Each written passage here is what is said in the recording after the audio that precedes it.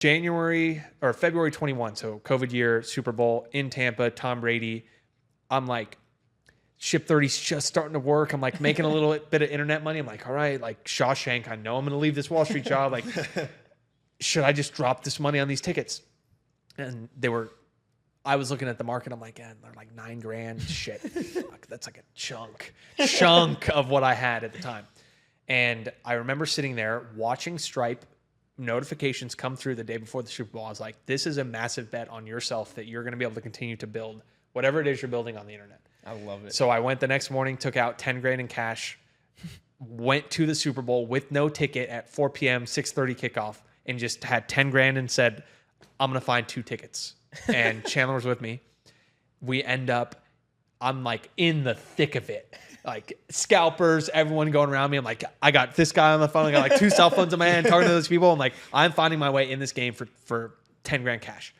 And we end up like 3 blocks down the road in this like trap house. Right by the stadium? No, so we started in the stadium and we're walking away from the stadium. I'm like, uh-oh, this is either the worst thing that's ever happened or the best thing that's ever happened. $10,000 in your pocket. Exactly. I got $10,000 cash. I'm like the most money I've ever had in my whole life in hand.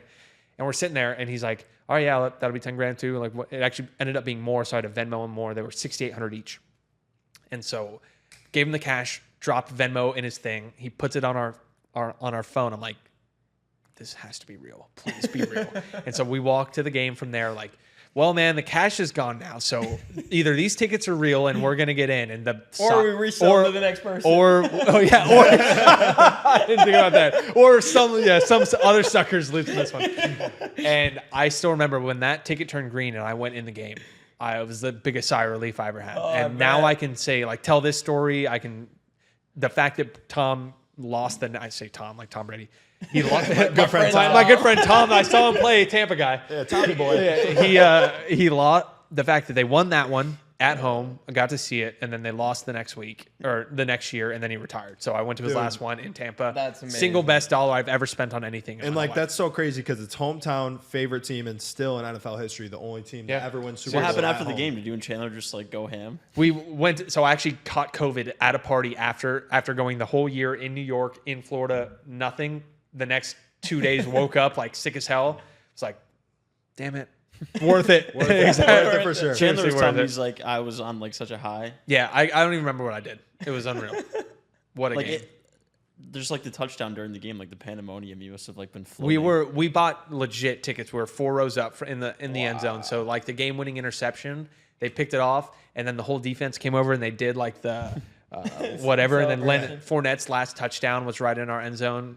Oh, dude, that's so sick. And we've been talking about that as a metaphor for building this studio because like this was still an uncomfortable. This was $100,000 to build. Wow. All in once we pay agency fees and the material. Like obviously we could keep the stuff and rent and whatever, but you have to sometimes make that investment to then grow into it. Yeah. And so if I have like 3 or 4 friends who I still see to this day and they go, dude, me not going to that Super Bowl at the time when it was a stretch financially is still the biggest mistake I've ever had because 3 years in the future, you looks at that amount of money and goes, dude, you didn't go to the fucking Super Bowl for that? Like, come on.